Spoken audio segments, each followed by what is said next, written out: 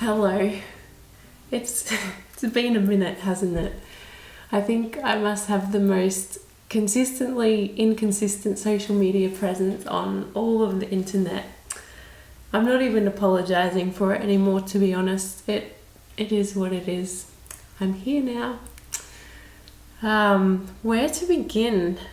Oh, I have a uniform. Do you like it? It's actually not very flattering. It's kind of like a sack. I don't know if you can see that. Anyway, you can't tell if I have paint all over my clothes, and I don't have to figure out what to wear every day, so that's a win. So, I have a lot to fill you in on, but I don't really know where to start. It's a long story. I guess I peaked a little bit early this year. I had a lot of client work on at the end of last year that kind of flowed on into the beginning of this year. There was just a lot. I don't really want to go into all of what was involved with that, but in a nutshell, I found myself feeling quite burnt out by March, which isn't ideal. And for me, the thing with creative burnout is that it gets to a point where picking up a paintbrush, it's the very last thing I feel like doing. And this is a bit of a problem when your income relies on you picking up that paintbrush and being inspired and creative every day. But this is the situation that I found myself in this year, and I guess I'm always kind of reluctant to talk about it or show this side of my creative life, because I know how lucky I am to be able to work from home, making art, teaching online classes, and doing this for my job. And I just don't want to come across as, I guess, ungrateful. So instead of whinging and sharing the struggle that's going on, I tend to go offline and I go underground, and it's kind of lonely under there. And it's a little bit funny because even in real life, people ask me with so much enthusiasm what I'm working on at the moment, and I just dread the question because I never know what to say. Why is it so hard to share a struggle, what you're struggling with, when you're actually in the middle of the struggle? It's just so hard to talk about the struggle. But I've also realized that by only sharing the parts of my journey where I'm creating and inspired and painting all the time, It's actually not a very accurate representation of my creative process as a whole, because the reality is, I do struggle. Over the years, there's been quite a few times where I've just had nothing left. Like, I felt like I don't have a creative bone in my body and that I would never pick up a paintbrush again. But because I've kind of been here before a few times in this stagnant swamp of stuckness, like, I sort of remember how to get myself out of it and how to navigate through it and bring myself back from burnout. So that's what the last couple of months have been about. So, first of all, I actually took a break. I couldn't even tell you what I did for the month of March. I don't think I achieved anything productive. I think I went on a bit of a trip. I visited some friends. I have been struggling with some ongoing health issues that, again, I don't really want to go into. But I took lots of naps. I just gave myself some space, really, and some permission to daydream. I read some books. I caught up on emails. I thought a lot, and I started to really observe a whole lot of repetitive thought patterns just swirling around in my head. So I started writing them all out just so I could become aware of my inner dialogue, that little voice, and all of those thought patterns that are on repeat. And I did some of that kind of work, did the work, moved through some stuff. I spent a bit of time figuring out exactly how I'd got myself so stuck. So last year, I was at a bit of a crossroads. I wasn't feeling inspired to keep making online classes, and I wasn't feeling brave enough to sort of step out from behind the title of teacher back into artist. And I didn't really know where my income would be coming from this year. So I started booking in jobs that I would probably normally turn down just because I've been focused on my own projects and making online classes. And also, from past experience, I know that having to work for someone else on a project with defined parameters to deadlines just doesn't work for me. I mean, I can do it and I have done it many times. That's just part of the job, but I don't enjoy the pressure and the stress that comes from that kind of work.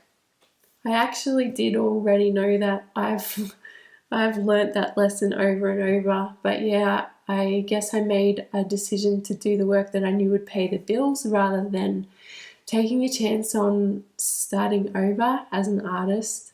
I say starting over because I did used to do this. This is how I used to work, making originals and selling prints and greeting cards and magnets, all the merch. But it's been about 7 or 8 years since I packed all of that up and moved to Indonesia. And since then, my style has just changed so much. So even though I'm now back in Australia and I have a huge stash of old stock in my garage, it's no longer me, and I don't really resonate with any of that older work anymore, or the person that created it. And, well, I've been teaching for the last few years now, so I haven't so much as done a painting for my own walls in years. And I'm always so embarrassed when people come to my house and they're like oohing and ahhing over the artwork on my walls, but it's art paintings from 10 years ago, and so much has changed and I just cringe. And also, people ask me all the time about buying my current work, and it's so lovely, but I don't have anything for sale. I don't have a current collection that I'm proud of. I don't even have a shop, and to be completely honest, I have been getting pulled in this direction for a while now to step out of hiding, I guess, and start creating. And just to call myself an artist again. But honestly, it's very scary, and in some ways I'd rather go get any 9 to 5 job doing anything, rather than face the possibility that it might not work out for me as an artist, and that I might embarrass myself or fail in some way.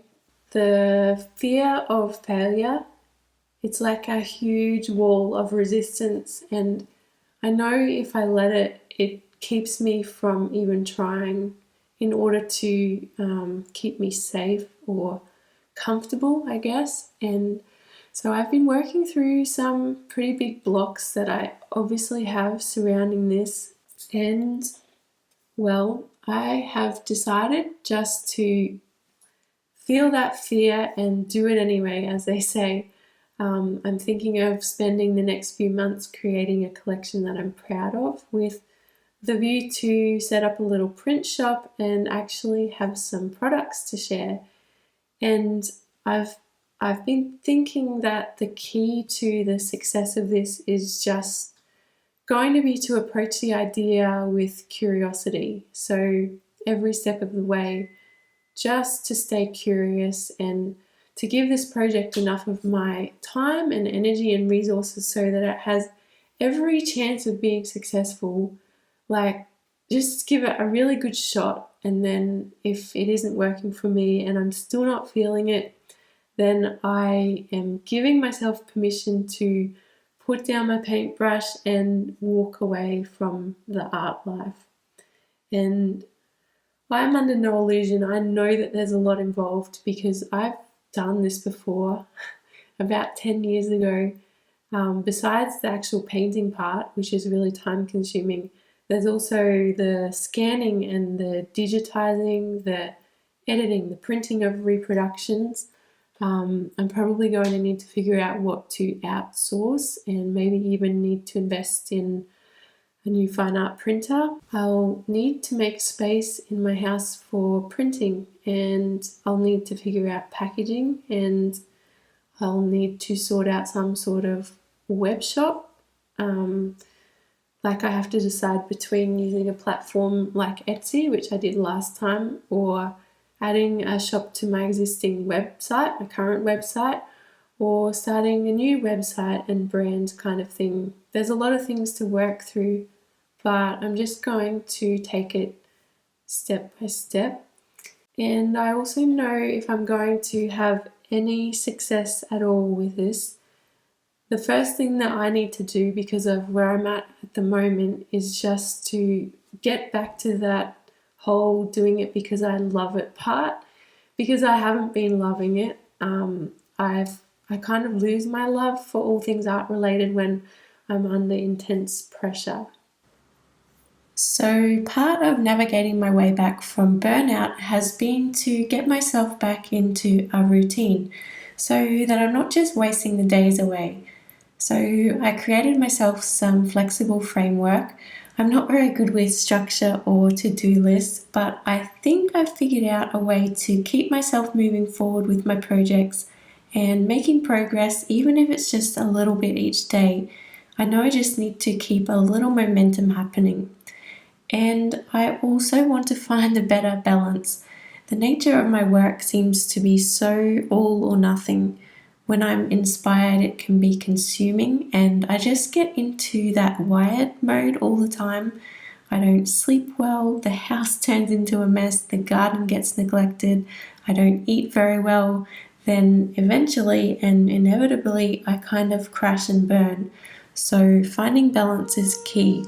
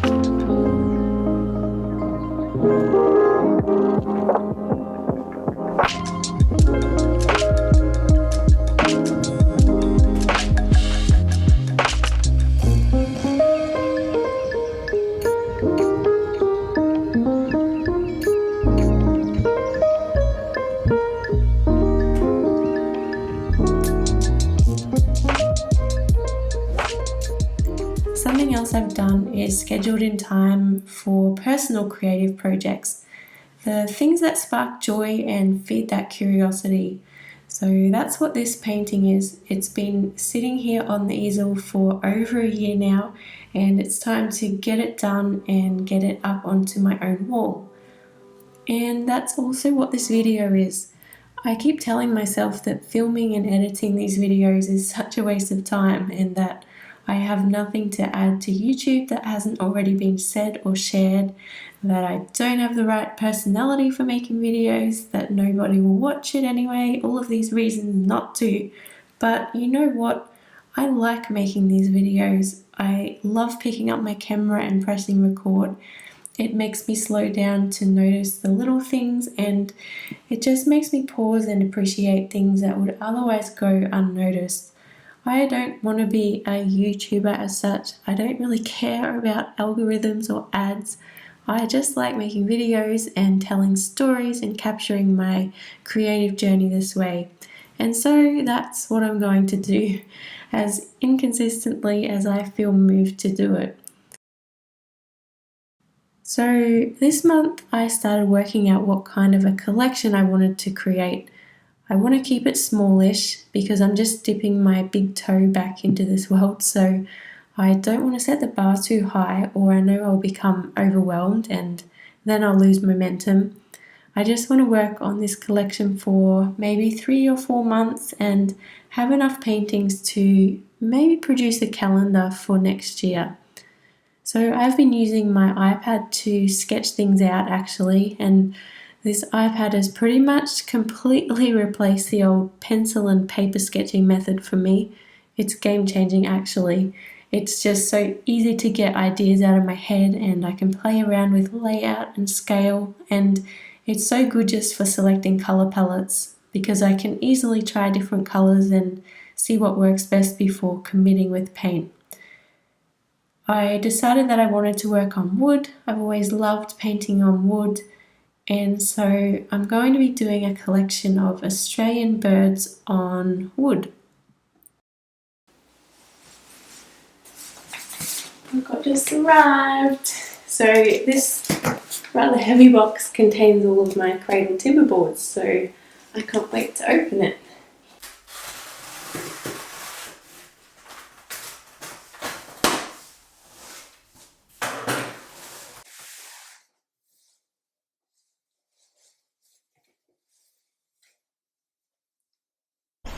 In other news, this package arrived this morning. It got shipped internationally and this is how it turned up. I actually got paint all over me. Before I even got it out of the box, I don't know how the postman didn't have paint all over him too. So this is what I used to prime these boards with. You can see the bottom of the container had actually split right open. Kind of hard to tell because it's covered in paint and I don't want to touch it. But I salvaged what I could, haven't even opened it, I just squeezed it all out the bottom. And I put that in another container, so I'm going to open it now and scrape out what I can and prime some of these boards just so I don't waste all of that primer.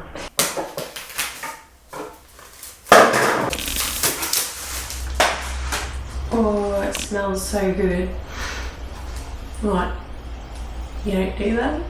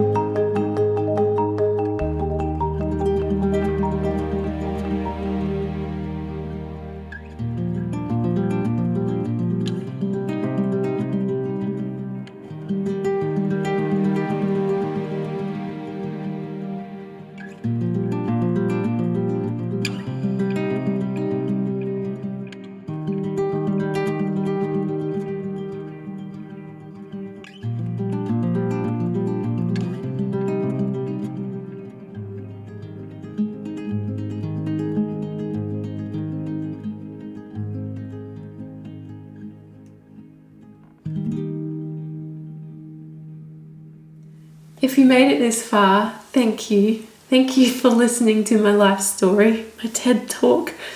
I actually do feel better now that I've put all that out there. When I was editing this video, actually, I realized that I did find a way out of that swamp. It didn't happen overnight though, it kind of happened gradually. I gradually built up momentum, but I'm not feeling stuck anymore. My days have purpose.